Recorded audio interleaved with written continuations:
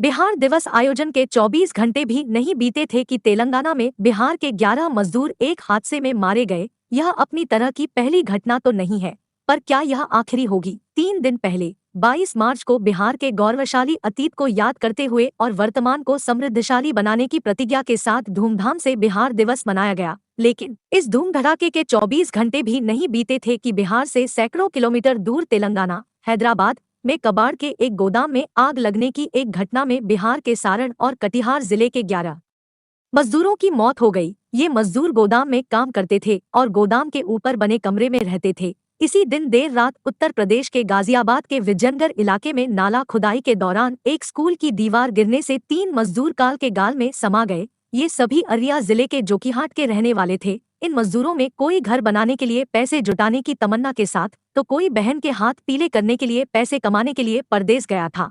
इन सब की हसरतें तो अधूरी रह ही गई। अब वे अपनों का मुंह भी नहीं देख पाएंगे। ऐसा नहीं है कि राज्य के बाहर कामगारों की मौत की यह पहली घटना है। दूसरे प्रदेशों में बिहारी मजदूरों की मौत की खबरें अक्सर आती है। हर ऐसी घटना के बाद गम जताया जाता है और मुआवजे का ऐलान होता है। एक दो दिन सोशल मीडिया पर शोक संदेश तैरते हैं।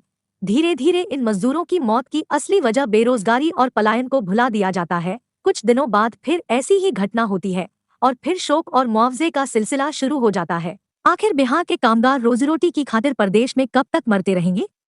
क्या यही इनकी नीति बन गई है?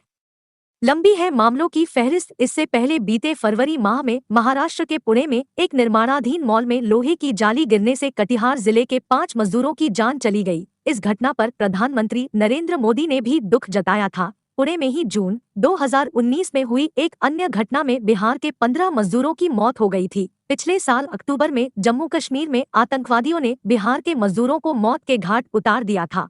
इसी माह उत्तराखंड के नैनीताल में हुए एक हादसे में पश्चिम चंपारण जिले के 9 श्रमिकों की मौत हो गई थी। बिहार में रहस्यमय तरीके से लगातार हो रही मौत। इन घटनाओं के अलावा रोजगार की खोज में दूसरे राज्यों में जाने के दौरान भी ये मजदूर सड़क हादसों के शिकार होते रहते हैं। ऐसे ही खबरों के लिए हमारे चैनल को सब्सक्राइब